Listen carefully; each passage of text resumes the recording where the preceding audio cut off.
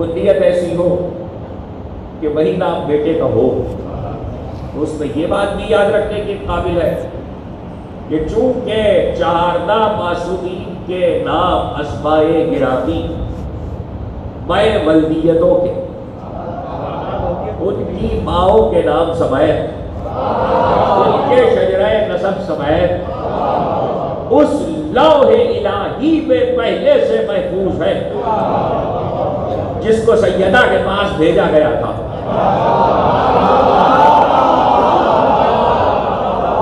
जिसको सैयदा के पास भेजा गया था। और चूंकि यकुम माह रजब की तारीख इमाम पंजुम की तशरीफ आवरी की तारीख है, इसलिए इस तसलसल को याद दिला दूं कि हजरत जाबिर ने इमाम पंजुम की खिदमत में जब हाजिरी दी थी तो इमाम पंजुम ने ये बात हजरत जाबिर से कही। और अगर बात छिड़ी गई है तो एक जुमला सुन लीजिए। इब्न जौजी का ताल्लुक मेरे मसलक से नहीं है। जाबिर इब्न अब्दुल्ला अंसारी रज़ी अल्लाह ताला अन्हु वो है जो जलीलुल क़द्र सहाबी रसूल भी है और सबसे ज्यादा सिद्ध भी पाया है, तवील उम्र पाई है। और ये वो है जिन्हें रसूल ने अपने सलाम का अमीन करार दिया। और ये वो है जिन्हें ज़हरा ने हदीस किसा दी है। ये जाबिर वो है जिन्हें सैयदा ने हदीस किसा दी है।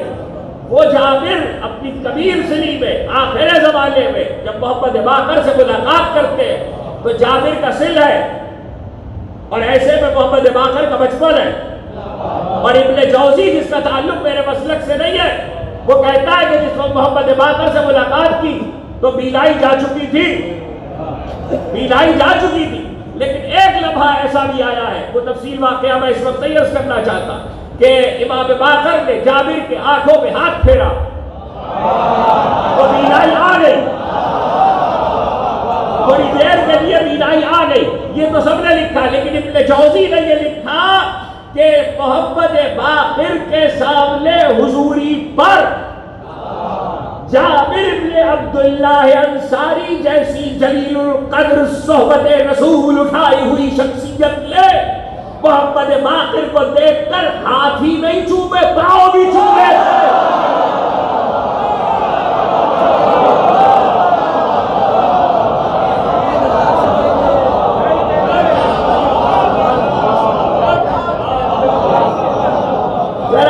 जरा सा मैं चाहता हूं कि कुछ मंजिल पहुंच जाए, हाथ ही नहीं चूमे, पाँव भी चूमे। आपने देखा कि वो कौन है? वो सोबत पैगंबर उठाए हुए। और ये कौन है? इब्ने रसूलुल्लाह,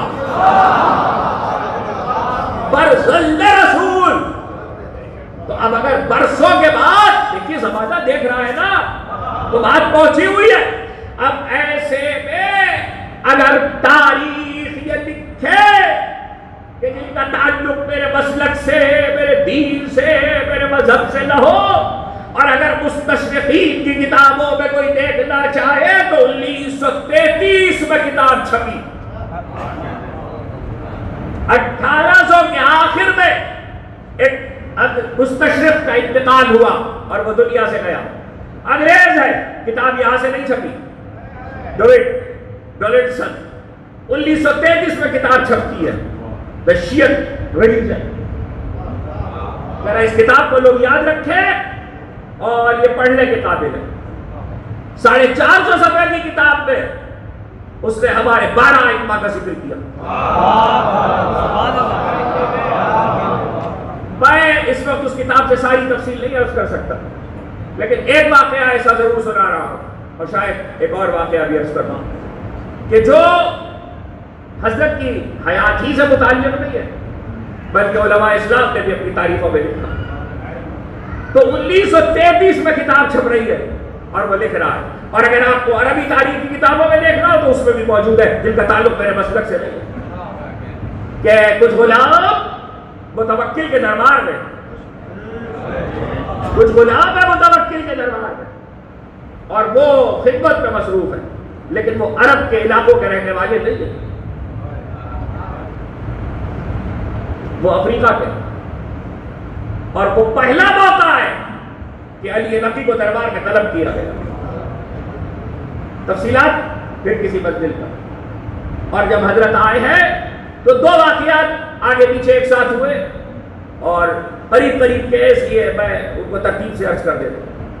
ये दूसरा वाकया भी बहुत रकीब में इसी तरीके से लिखा कि उसने हाजिबों को हुक्म दिया, हाजिबों को, हाजिब दरबार जो दरबार के दरवाजे पे मामूर थे और जिनकी जिम्मेदारी थी कि जब अमायदीन सल्तनत आए तो वो पर्दा उठाए और फिर पर्दा गिरा दे, और जब हाकिम आए तो पर्दा उठाए और पर्दा गिरा दे।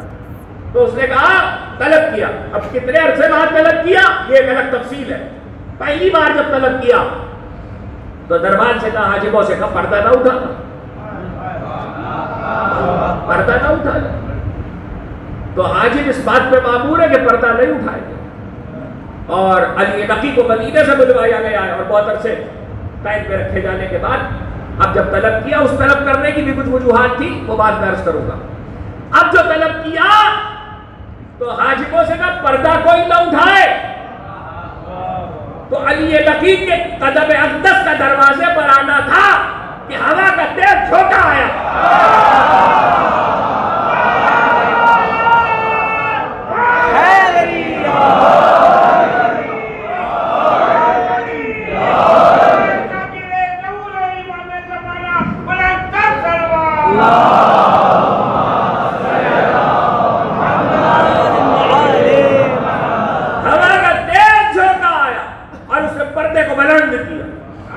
दाखिल हुए और वापस जाते हुए भी यही हुआ।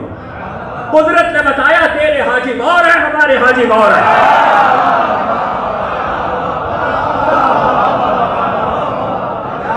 तेरे हाजिब और है, हमारे हाजिब और है।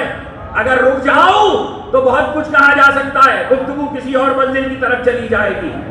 सुलेमान के लिए तख्त लेके चलती थी हवा,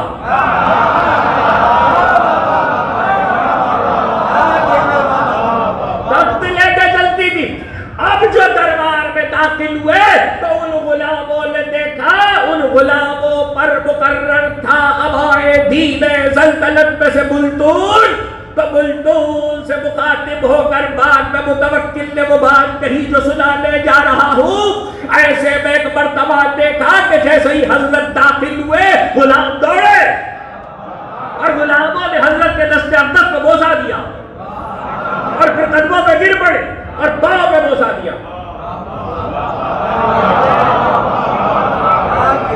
पांव पे बोसा दिया। 2021 में हवाले ढूंढने वाले लोग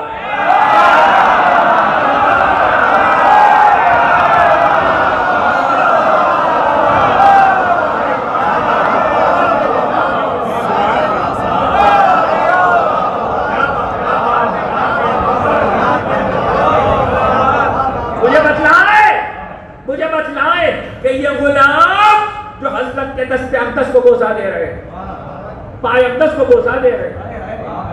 इब्ने जौज़ी ने जो इबारत लिखी है तो यही समझे कि गुलामों ने शायद पढ़ी हुई थी, हालांकि इब्ने जौज़ी का जमाना नहीं गुजरा।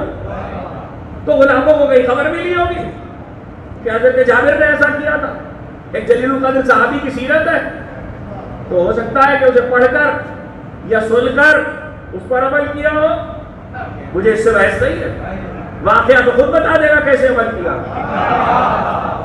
जब हजरत तशरीफ ले गए और भेज दिया गया वापस आपको कैद खाने को, 20 बरस की कैद में 3 कैद खाने हजरत के बदले गए।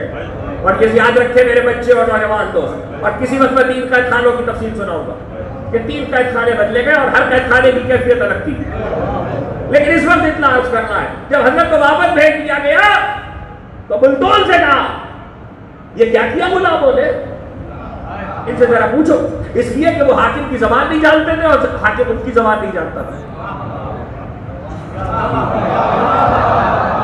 वो हाकिम की जबान नहीं जानते थे, हाकिम उनकी जबान नहीं जानता। हाकिम अपनी बात उन्हें नहीं कह सकता था, वो अपनी बात हाकिम को नहीं कह सकते थे। तो बुल्तून से पूछा जो तर्जमानी कर रहा था, कहा इनसे पूछो, इनसे सवाल करो कि ये इन्होंने क्या किया, ये कैसे जानते हैं इसको। अब तो बुल्तून ने पूछा तो कहने लगे कि तुम्हें क्या मालूम, हम जहां के रहने वाले हैं, हम जहां के रहने वाले हैं वहां समंदर के रास्ते ये हमारे पास आता है।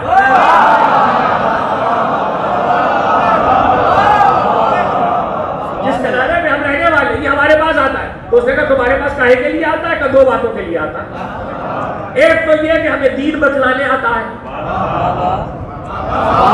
दीन बतलाने आता है, और हाथ से नहीं आता, मुद्दतों से आता है। और दूसरे ये कि जब हम पे मुश्किल पड़ जाती है तो हम इसे आवाज देते और ये आता है। हमारे आपके सामने ये आता है। ऐसे में एक मर्तबा वो तवक्किल ने बुलतूल से कहा ले जाओ और इन सबको कत्ल कर दो और कत्ल करके दफना दो, इनका नाम और निशान न मिले।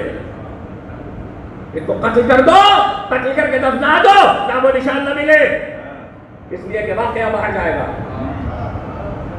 कत्ल कर दिया, कत्ल करके दफना दिया, दफना दिया। तो बुलतूल से जिलदाल के दरबार में मुलाकात की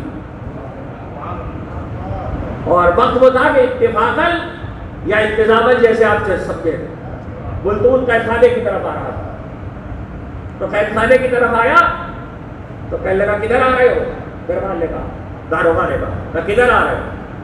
कहा मैं जा रहा हूँ उस कैदी की तरफ। कहा वो भी अभी तुम्हें पूछ रहे थे।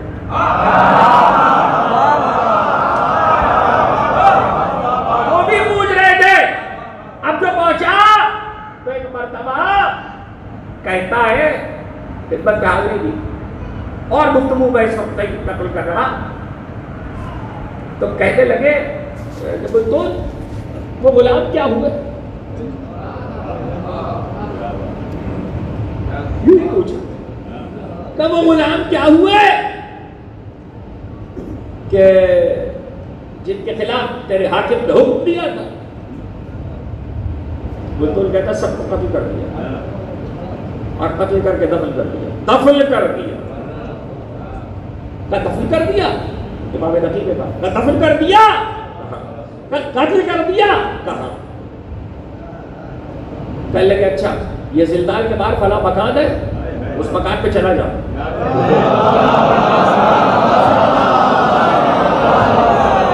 बुलतूल कहता है कि मैंने कत्ल किया है, मैंने दफन किया है। मैं जब अली नकी के कहने पे उस मकान पे पहुंचा और मैंने हुजरे का दरवाजा खोला, कमरा जिसे आज कहते हैं आप, तो मैंने देखा सब बैठे हुए दस्तरखान पे खाना खा रहे हैं।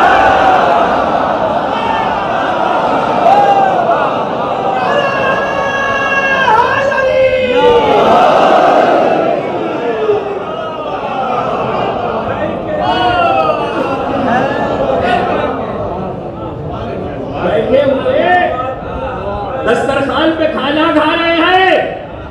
किसी को क्या हैरत हुई कि अली नकी ने जिंदा कर दिया? इसमें हैरत हुई पोता तो अली का है।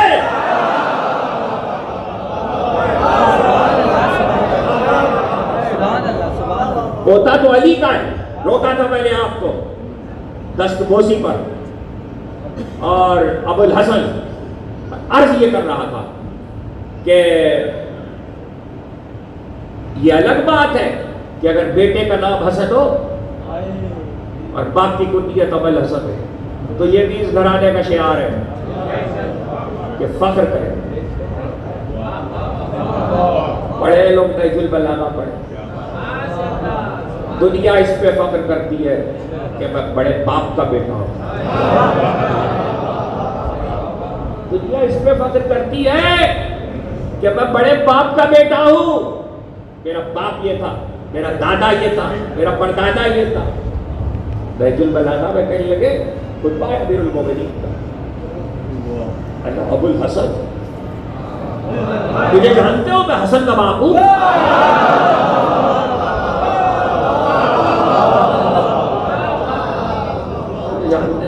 मैं हसन का बाप।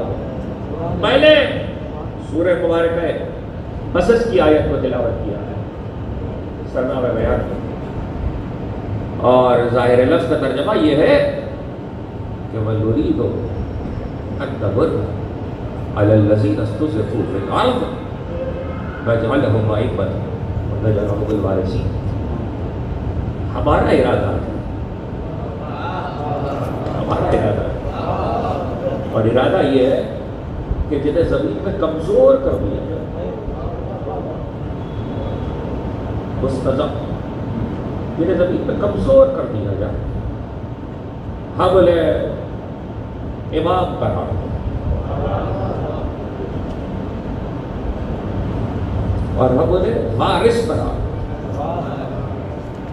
मालूम ये हुआ, ये अलग बहस है कि चूंकि ये बयान सूरह कसस की इब्तिदाई आयतों में है और फिरौन और हामान के मज़ालिम के सिलसिले में उसके दरमियान की आयतों में, इसलिए गुमान गुजरा मुफस्सिरीन को कि शायद ये उनके लिए गुफ्तगू है जिन पर फिरौन ने जुल्म किया था, मगर स्टेटमेंट तो कुरान का क़यामत तक के लिए। हमारा इरादा कि जिन्हें कमजोर कर दिया गया हम उन्हें इमाम करार दें। देखना यह है कि जो जमीन पे ताकतवर, जमीन पे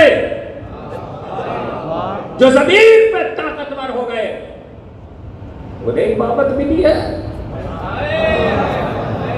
या जो जमीन पे जाहिर बलाहिर कमजोर करार दे दिए गए उन्हें इमामत मिली है। देखिए, मैंने आपको हवाला दिया है किताब का। अजीब बात यह है कि उसने दूसरे आइम्मा के सिलसिले में भी ये लिखा, लेकिन इमाम नकी के चैप्टर को यहां से शुरू किया। चैप्टर का आगाज ही सैडिक से सुफी से। इमाम अली नकी, who was 20 years a prisoner,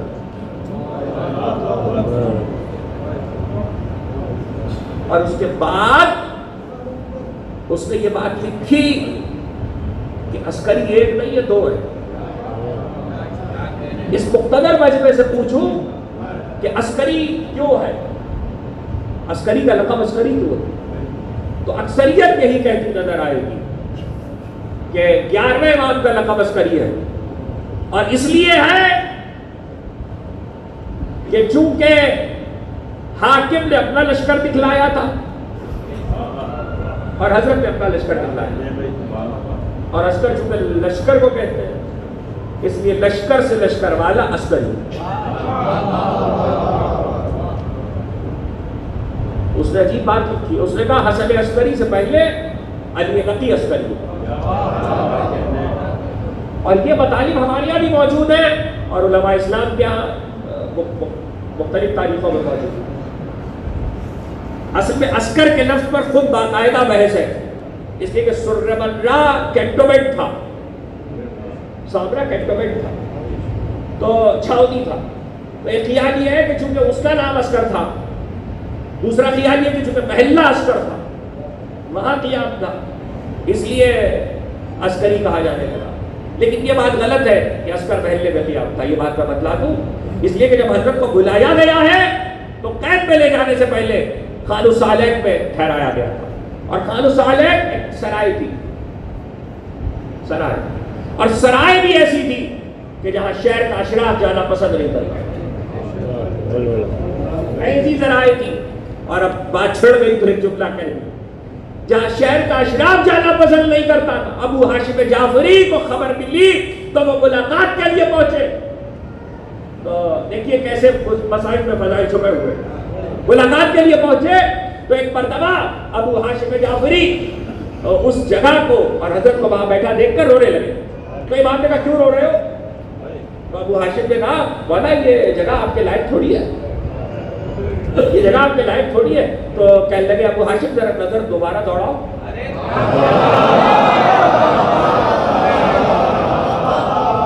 अजीब फिक्रा कहा, अबू हाशिम जरा नजर दोबारा दौड़ाओ। देखिए शख्सियात पर यानी आइम्मा मासूमीन में अमीरुल मोमिनीन और इमाम हुसैन के अलावा जितनी हस्तियां हैं उन पर गुफ्तगू करते हुए जरा मेरा मिजाज मुख्तलिफ होता है कि मेरा मकसद होता है कि उस शख्सियत की, उस हस्ती के मुताल्लिक कुछ अपने दोस्तों को, मुहिब्बान अहले बैत को हयात से मुताल्लिक पहुंचा दिया जाए। तो मेरे दोस्त इसको महफूज करें कि अबू हाशिम जरा नजर दौड़ाओ। अब जो सोने का चमन खिला हुआ है, खिदमत में हूर व गिलमान हाजिर है, मंजर बदला हुआ है, चारों तरफ जन्नत ही जन्नत है। वो मुस्कुरा के कहने लगे अबू हाशिम परेशान न हो, हम जहां जाते अपना माहौल साथ लेके जाते।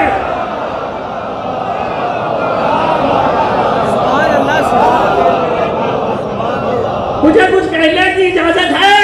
अबू हाशिम से कहा था 255 से पहले कि हम जहां जाते हैं अपना माहौल साथ लेके जाते।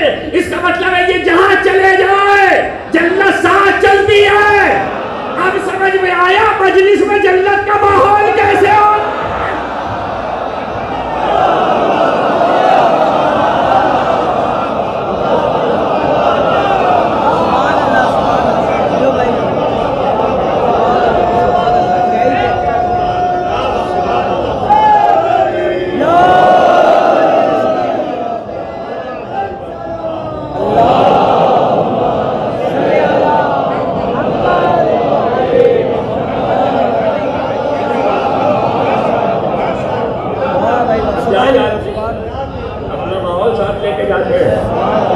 मजलिसे हुसैन में जन्नत हमारे आले से नहीं बनती।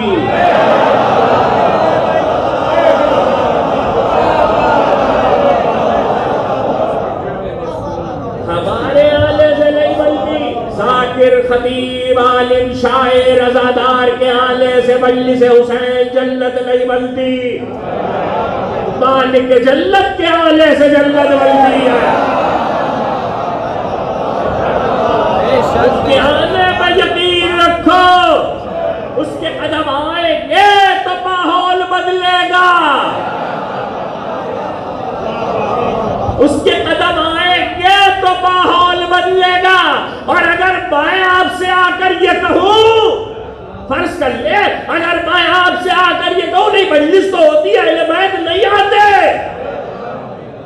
अगर मैं ये कहूं तो इसका मतलब ये कि मुझे यकीन नहीं है उनके आने पर। जब मुझे यकीन ही नहीं है तो मेरे घर काहे को आएंगे।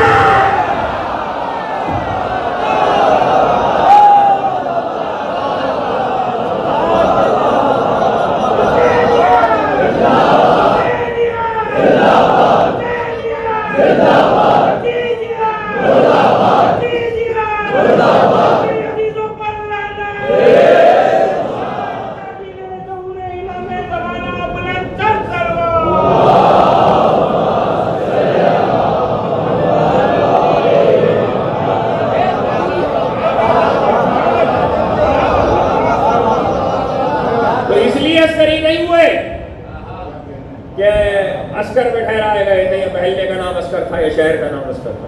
अब देखिए वजह अस्करी की।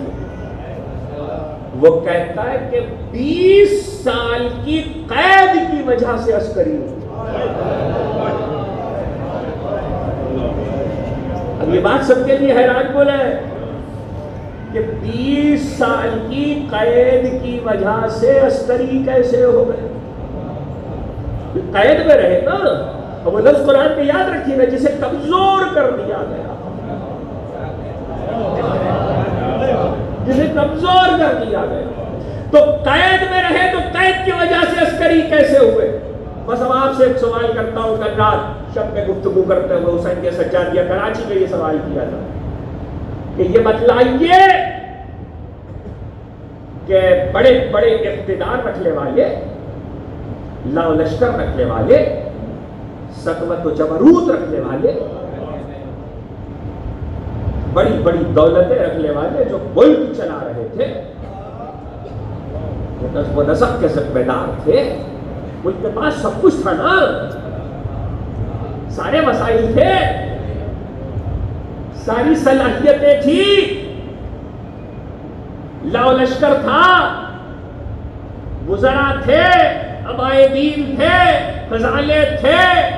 अगर सब कुछ था, इक़्तिदार चलाने के लिए जितने हेल्पिंग सॉफ्टवेयर की जरूरत है आज की ज़बान में, जितने मुबित और मुआविन चीजों की जरूरत है, सब कुछ मौजूद था, तो फिर मुझे ये बतलाओ कि फिर बार बार भेज कर क्यों कहा जाता था जरा कैदी को बुलाओ मसला तो है।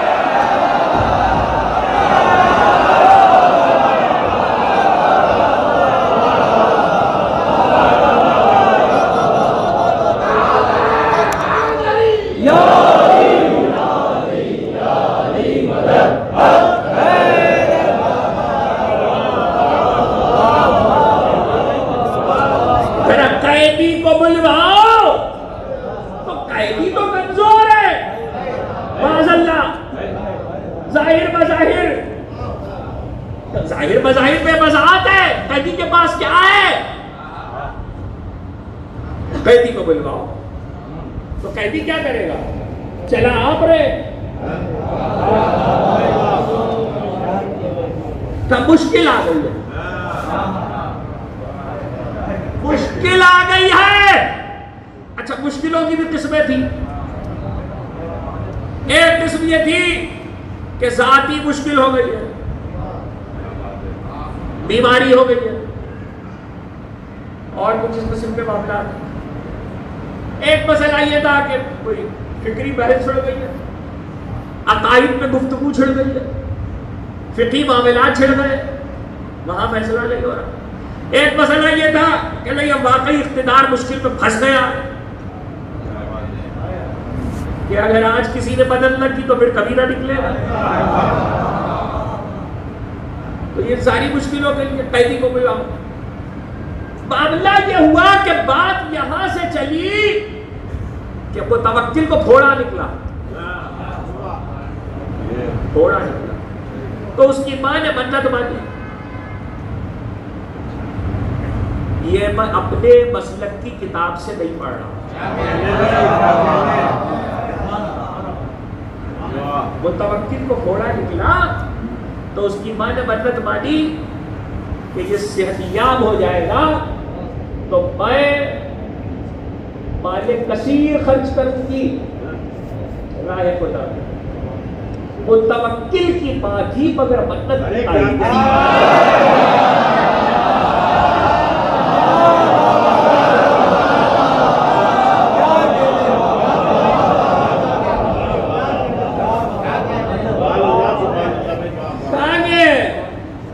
कसीर। अब उससे एहतियात हो गया। वो भी एक तफसील है कि वो एहतियात कैसे हुआ, वो भी हजरत का बतलाया हुआ नुस्खा था। मानी हुई मन्नत लेके दरे अहले बैत पे आ गई।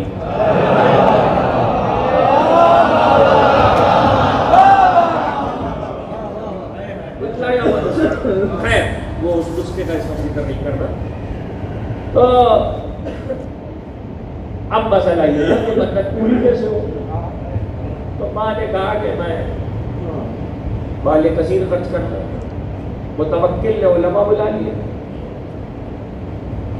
उलमा बुलाया गया। इससे पहले जिस वक्त ये वाक़या पेश आया, इससे पहले हजरत को तलब करके मदीने से कानून सालेह में ठहरा चुका था और हजरत की कैद का ज़माना शुरू हो चुका था और गाफिल हो चुका था।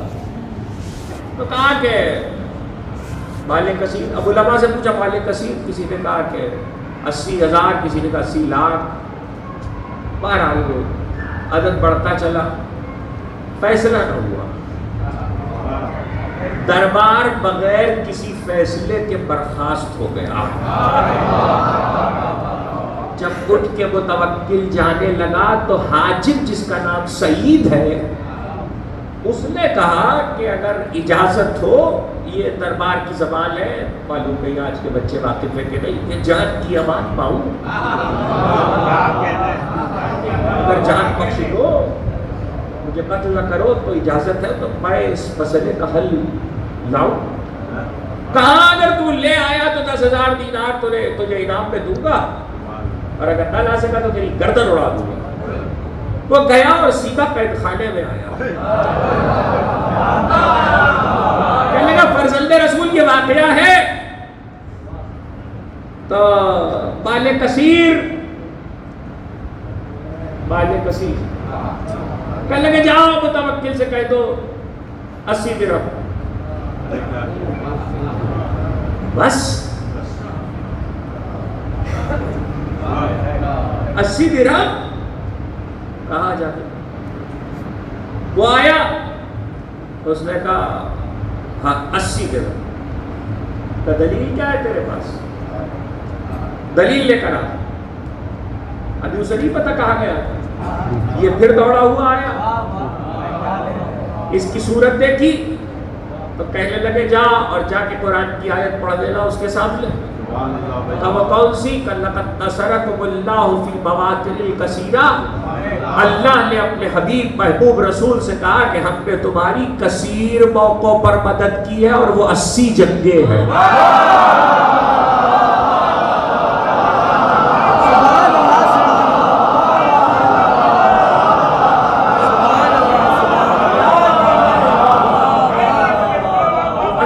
जंगे है।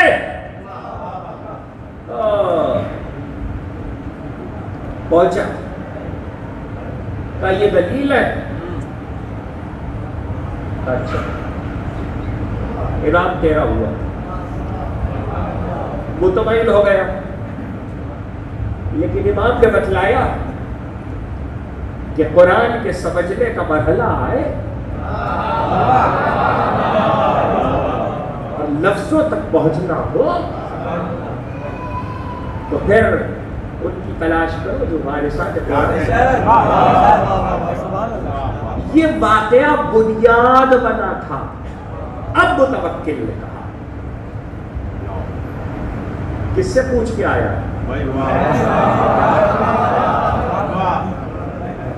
कैदी से। कैदी से इस वाक़े की इतनी शोहरत हुई। देखिए मसला था शिफा का, मल्लत का, लेकिन बात पहुंच गई फिक्र तक और तफसीर कुरान तक। इस वाक़े की इतनी शोहरत हुई कि उस दौर के बहुत बड़े आलिम यहया बिन अक्सम ने वो सवालात कागज पे लिखे। बंद कर लीजिए, अल्लाह ने आपको जो ये दिया ना कंप्यूटर, इस पे सेव कीजिए। सलावत भेजिए।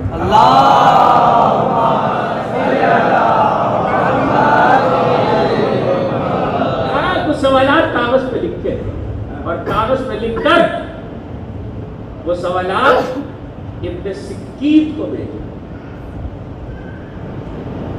अब सवाल ये है कि इब्न सिक्कीत के पास सवाल क्यों आए? इब्न सिक्कीत नहव का आलिम है, अरबी अदब का आलिम है, शायर है, लेकिन सईद को, हाजिब को कैदी का रास्ता दिखलाने वाला इब्न सिक्कीत है। वाक़े की शोहरत हो चुकी है। इब्न सिक्कीत के पास सवाल आ गए और सवाल लिखे हुए आए।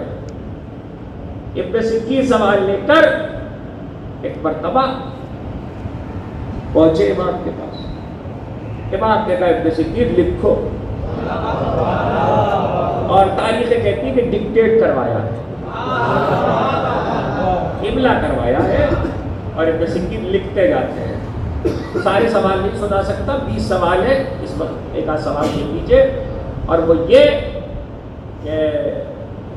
पहला सवाल ये था कि इब्न सिक्कीत ये बतलाओ कि क्या सुलेमान के पास ये ताकत न थी कि वो तख्त बिल्कीस ला सकते हैं?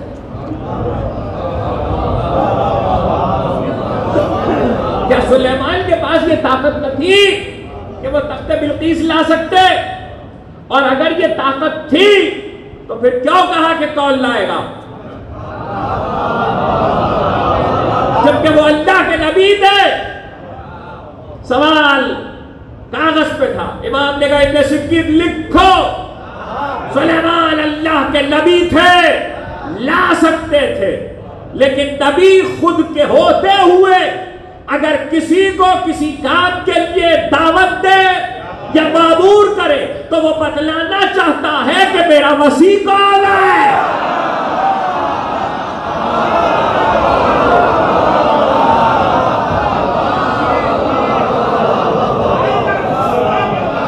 मेरा मसीह कौन है? आपने देखा इमाम ने सवाल का जवाब नहीं दिया है, सिर्फ इमाम ने कुल्लिया दे दिया, फार्मूला दे दिया, क़यामत तक के समझने की बात समझा दी कि अगर नबी खुद के होते हुए किसी बात का ये कहे कौन, तो इसका मतलब ये है कि वो बतलाना चाहता है कि मसीह कौन होगा। अब अगर आवाज बुलंद हो, कौन मेरी मदद करेगा? अब अगर आवाज बुलंद हो, कौन सोएगा? अब अगर आवाज बुलंद हो, बल्ले हाज़ल कल्ब, कौन इस कुत्ते की ज़बान है?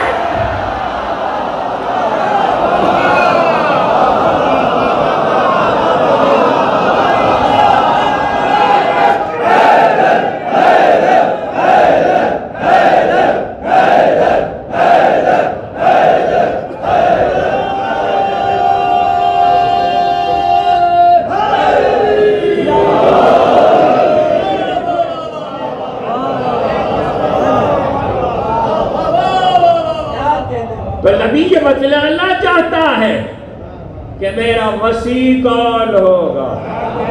क़यामत तक के लिए कुल्लिया दे दिया। तो ये कुल्लिये का मतलब ये है कि हम अपने बच्चों को ये बतला रहे हैं कि ज़ुलशीरा से लेकर मुबाहिले तक की तारीख को इस जुमले के आईने में समझो।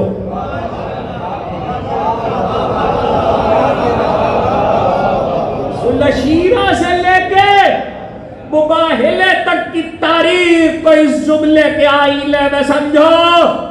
दूसरा सवाल ये था, वलौ अल्लमाउ फिल अर्ज़ बिल शजरतिल अक़लामुल वल बहर यमुद्दुहु मिन बादिही सबअतु अबहुरिल मा नफ़दत कलिमातुल्लाह। आयत है कुरान की।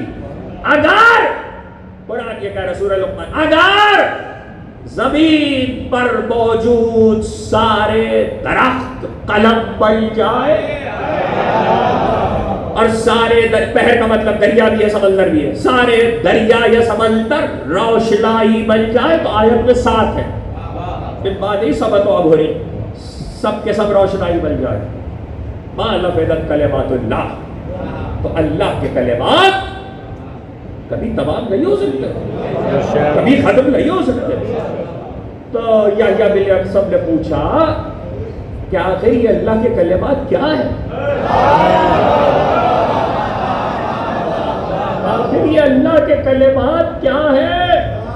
अगर अल्लाह के कलिमात से यहाँ अल्लाह के अस्मा मुराद होते तो या बिल सब क्यों पूछते हैं? और अगर इससे आयात मुराद होती तो क्यों पूछते? लेकिन जब सवाल पहुंचा तो इब्न सिक्की से कहा लिखो फिकरात के हवाले। इब्न सिक्की लिखो के हमने कहा नहनु कलिमातुल्लाह,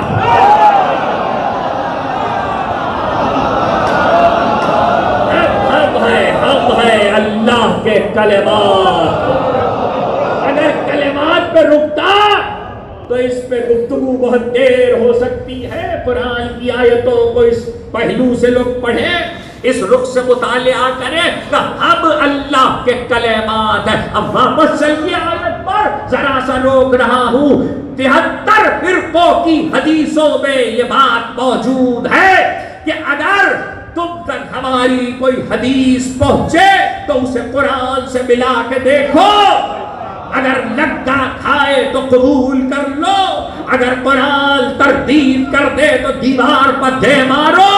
अब आयत कुरान में है कि अगर सारे दरख्त जमीन पर मौजूद कलम बन जाए और सारे समंदर और दरिया रोशनाई बन जाए, ये तो आयत है।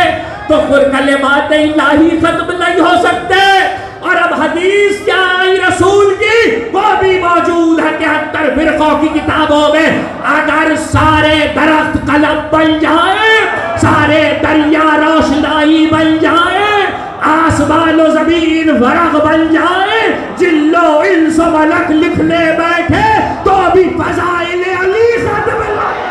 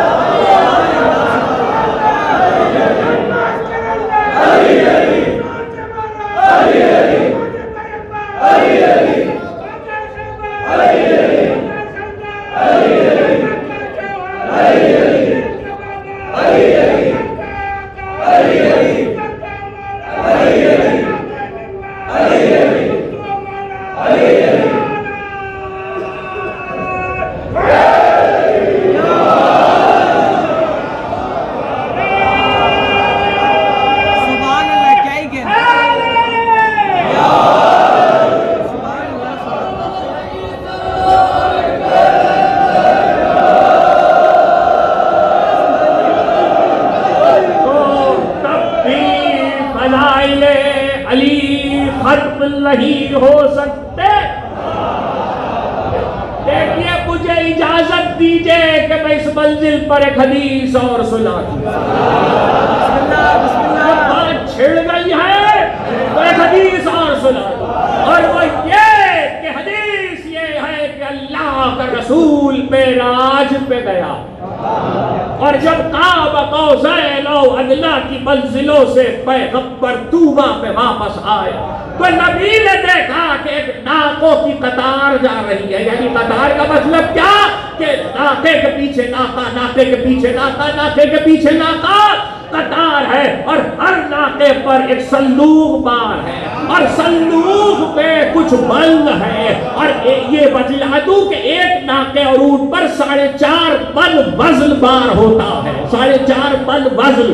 तो ऐसे में कतार चले जा रही है। क्या जिब्रील ये क्या है, कब से चल रही है? जिब्रील ने कहा मेरी पैदाइश से पहले से चल रही है।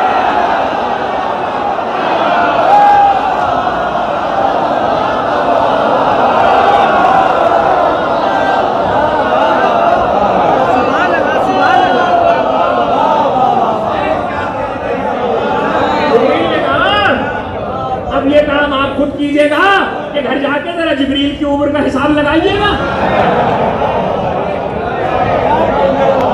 फिर मेराज तक आइएगा और जमानों का को कैलकुलेट कीजिएगा।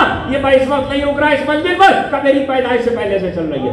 क्या इसमें क्या है? इसमें संदूक है, संदूक बाहर है। संदूक में क्या? दफ्तर है। दफ्तर आज के बच्चों के लिए रजिस्टर, कागज के बड़े, पुलिस के साइड बड़े बड़े कागज, बता रजिस्टर दफ्तर है। कई दफ्तरों में क्या कसम पे फज़ाइल अली है।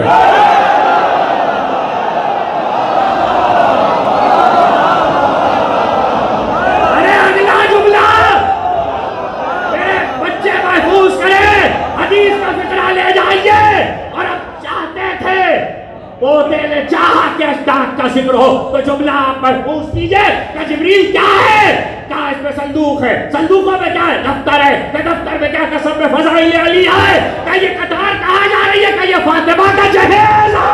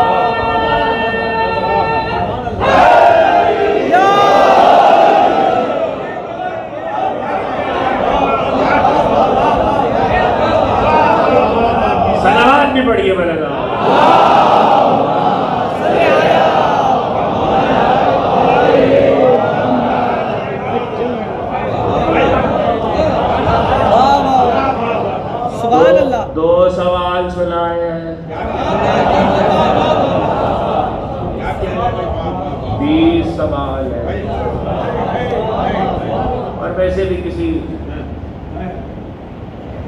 हस्ती की तारीख शहादत के एतबार से ये ज़रा इस लिहाज से इस शहर में ये मेरी अव्वली गुफ्तगू है। तो मैंने ये चाहा कि हमारे बच्चे इसे महफूज करें। 2 सवाल, 20 सवाल, कागज़ वापस आया, कागज़ वापस आया तो सवाल कर रहे, सवाल लिखवा कर भेजने वालों ने ये कहा इसे छुपा दो।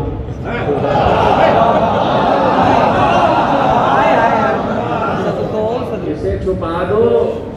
इन जवाबों से बहुत सौ को तकलीफ होगी। आपने देखा गुफ्तगू कहां से शुरू हुई थी? जमाना जिन्हें कमजोर कर दे वो कुव्वत पहुंचा रहे हैं।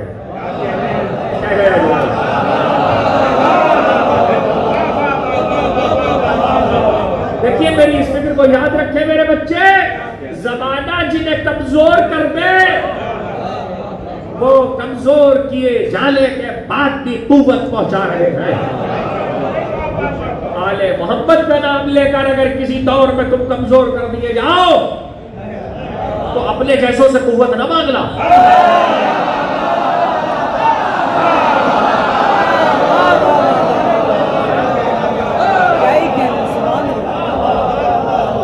ये फिक्र की कुव्वत है, ये अक्ल की कुव्वत है, ये कल्ब की कुव्वत है। खाने में रहते हुए, खाने में रहते हुए, और अगर दरबार को बुला लिए जाए तो फिर तो आलम ही अजीब है, आलम ही अजीब है।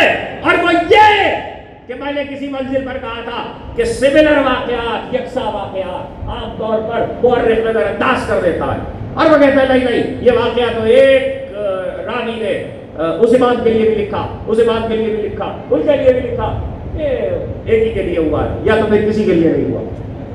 मेरा पॉइंट ऑफ व्यू और मेरा ओपिनियन इस सिलसिले में बिल्कुल मुख्तलिफ है। वाकयात को तलाश करो, उसमें बाज़ाहिर यकसानियत होगी लेकिन हकीकतन नहीं होगी।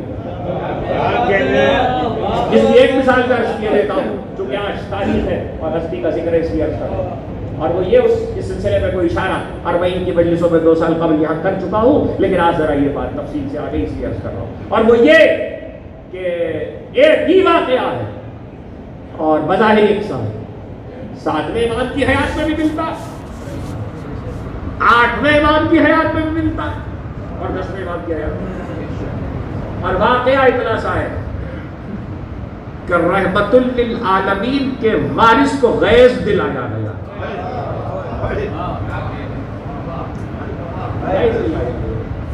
तो जलाल आया, और जिस वक्त जलाल आया तो हजरत ने बंद कर दीजिए इसे, बंद कर दीजिए। हजरत ने इशारा किया, जो इशारा किया तो वो शेर की तस्वीर थी।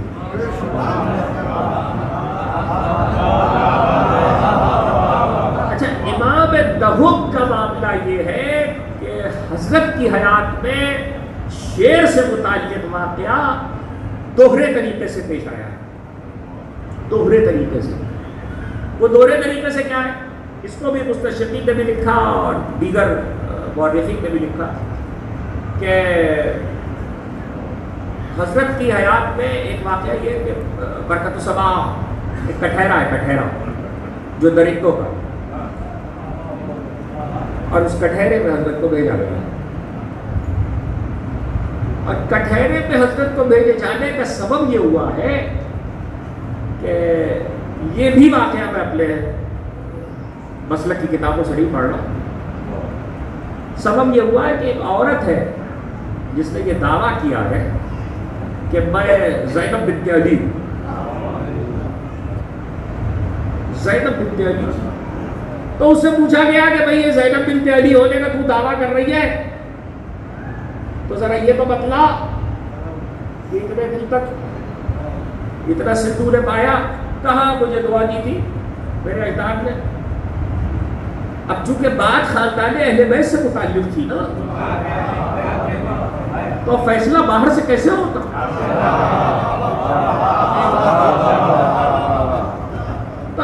बुलाया गया है, बुलाओ अली नकी को बुलाओ। तो अली नकी को बुलाया गया।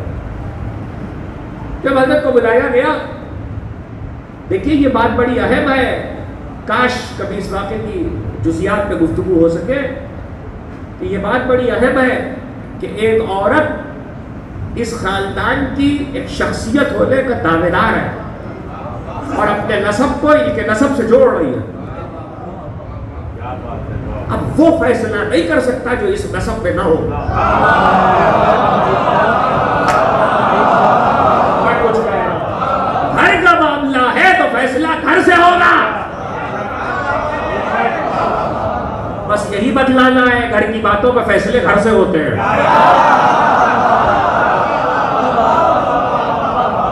आगे अली नकी को बुलाओ। ऐसे से कहा कि ये औरत ये दावा कर रही है, तो हजरत को पता है और जाहिर बजाहिर भी और इल्म इमामत से। तो हजरत ने कहा कि ये कठहरा है तेरा, इसमें दरिंदे है, इसमें भेज दे। अगर अली की बेटी है तो सलामत वापस आएगी।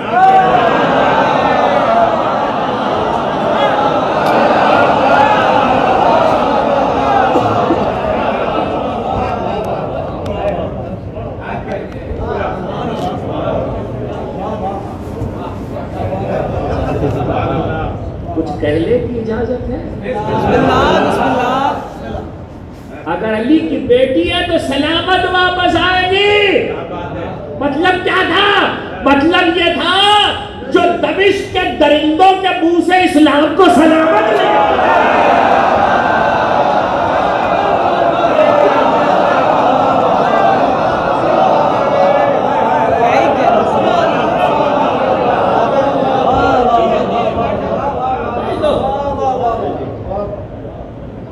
उस लगा नहीं पाए ले लूं।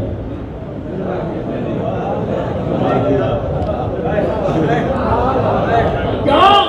इसलिए कि औलादे नबी का गोश्त और खून दरिंदों पे हराम है। अजीब बातें हैं और इनको लोग महफूज करें। मालूम हुआ कि आले मोहब्बत के तशख्खुस के लिए सिर्फ हदीसें ही नहीं है, आले मोहब्बत को पहचानने के लिए सिर्फ आयतें ही नहीं है, दरिंदे भी पहचानवा देते हैं। इसीलिए कोई शजरों में शजरा जोड़ नहीं पाता।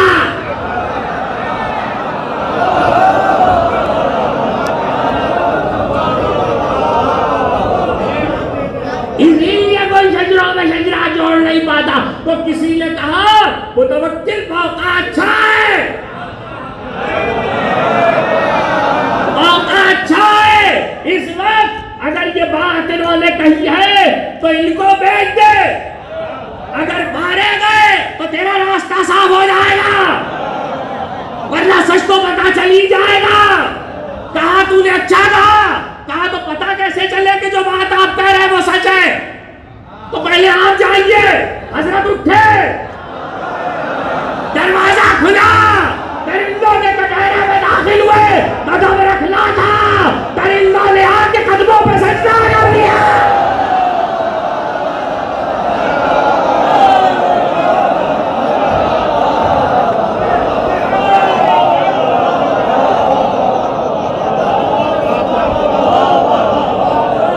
दरिंदों ने आके कदमों पे सजदा किया। ये एक वाकया है दरिंदों और शेरों से मुताल्लिक़ है। और दूसरा वाकया जो इशारे वाला है उसका फर्क बच्चे याद रखे। और वो फर्क ये है कि 7वें इमाम का भी है, 8वें इमाम का भी है और 10वें इमाम का भी है।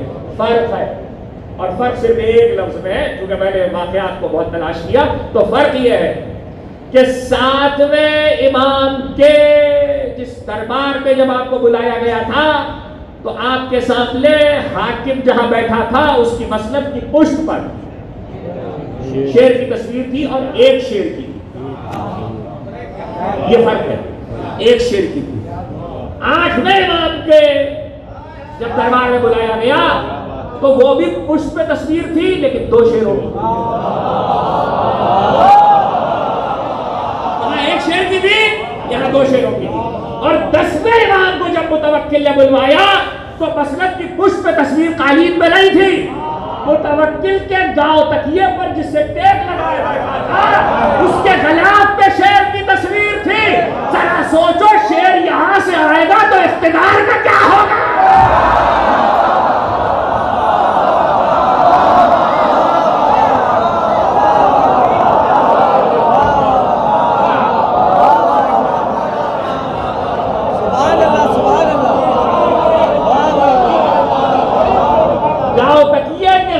तस्वीर थी। मुझे माफ कीजिएगा, न गांव तकिए के खिलाफ की तस्वीर इनकी बनाई हुई थी, न तालीम के शेर की तस्वीर इनकी बनाई हुई थी। तस्वीर बनती है तो मुसव्विर को खालिक कहते हैं, जैसे शेरों के खालिक शायर होते हैं, इसी तरह मुसव्विर तस्वीर का खालिक होता है। सुभान अल्लाह, खालिक कोई और है, हुक्म किसी और का मालिक है।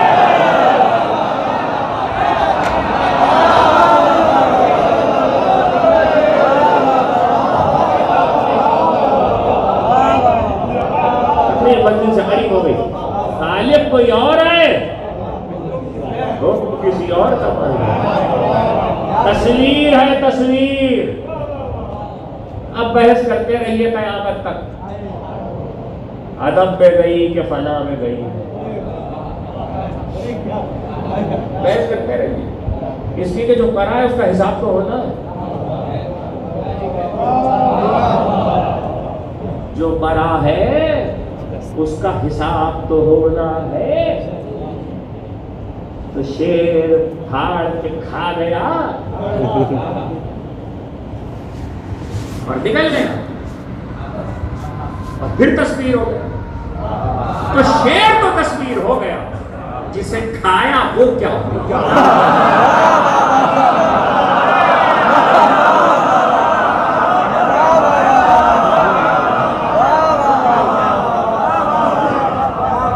जिसे खाया वो क्या हुआ? इस पे दुनिया गौर करे। अदब में गया, फला में गया, फिर आने का इम्कान है। कयामत तक का वक्त कहां गुजारेगा? बहुत सारे सवाल हैं। तो मालूम ये हुआ कि फलसफे में जाओगे तो कुछ समझ में नहीं आएगा। बस इतना है कि मोजिज़े को मान लेना चाहिए, मोजिज़े को मान लेना चाहिए। असल में तीनों वाक़यात हुए ही इस बुनियाद पर थे कि एजाज और इख्तियार इमाम से इनकार हुआ था। तो जब भी होगा ज़माना इनकार करने वाले के बारे में बाद में यही कहेगा वो क्या हुआ।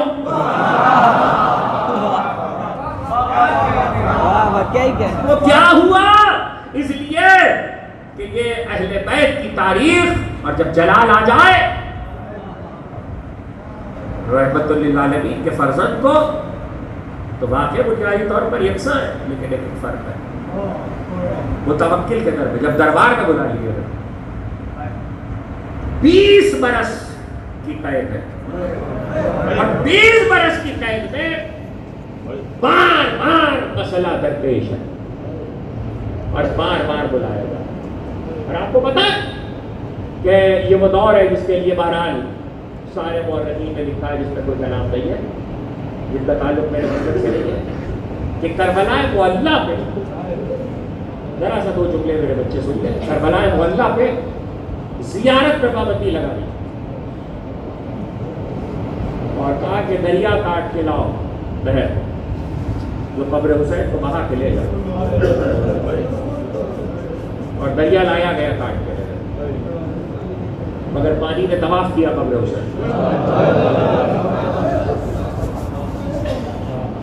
पानी ने तवाफ किया। ये खुद एक उन्वान है, इसे बच्चे याद रखें और कभी मुझे याद दिलाए तो मैं इस पर तफसील से बात करूँगा कि आयम्मा की सीरत में भी कबूर का तवाफ, मासूमीन के कबूर का तवाफ पाया जाता है और बाकायदा उसके अहकामात मौजूद और उसकी तफसीलात मौजूद। पानी ने तबाह पाबंदी लगा दी, सजाएं मुकर्रर कर दी और ऐसे दौर में देखिएगा, ये बड़ी अहम हकीकत हो गई, ऐसे दौर में कि जिन्हें जाहिर बजाहिर कमजोर कर दिया गया और उनकी इमामत का आलम ये है। ये बजाहिर जब मुअर्रिख लिख रहा होता है तो बहुत छोटी सी बात होती है और वो इसको नज़रअंदाज कर देता है और बहुत से लोग आगे नकल करने वाले उसे नज़रअंदाज कर देते हैं। हाँ, ये तो एक बात थी, मगर इसकी क्या अहमियत है? अहमियत देखिए, कहा कि पाबंदी है, सब पाबंदी, सजाए और ऐसे में तब चढ़ आपके और 3 चीजें ऐसी है जिनके बारे में पहले भी पढ़ चुका हूँ और फिर दोहरा रहा हूँ कि बच्चे याद रखें कि ये 3 चीजें मरज नहीं है, बीमारी नहीं है। तब यानी बुखार, दर्द सर, आशोब चश्म, ये मरज नहीं, इसीलिए मासूम को वारिद होता है। इसके लिए हदीस है कि अल्लाह जब अपने बंदों में नजर रहमत करता तो ये तोहफा दे दो। तो ये 3 चीजें बरस रही। खैबर के वाक़े से पहले अलम वाली शब्द, अली को आशोक था, रसूल को दर्द सर और सैयद साजिदीन को शब आशूक में तब, तो तब हुआ अब बज़ाहिर तब है यदि बुखार। तो अपने ही घराने से एक शख्स को मुकर्रर किया। हालात देखे आपने कि पाबंदी लगी हुई है, सजाए कोई जा नहीं सकता। मुकर्रर किया, मुकर्रर करके कहने लगे जाओ करबला और मेरी नियाबत में मेरे जज की ज़ियारत। तकलीफ तो खत्म हो गई। पूछना ये है कि जो कुव्वत इमामत रखता है, जो लम्हे भर में एक जगह से दूसरी जगह पहुंच सकता है, जो एजाज दिखा सकता है, वो जाहिरन ये बतला रहा है कि देखो तो मैं कब्र हुसैन पे जाने से रोका गया। बोल सैयद शुहदा की ज़ियारत मंदिर में। ये और बात है कि खुद जो मुसीबतें सही उनकी एक अलग तफसीर। टेस्ट में खत्म हो गई। 20 साल की मैच में एक मुद्दत वो भी आई है कि जब 20 मुतवक्किल के पर्दे के बाद रिहा हुए और फिर कैद हुए।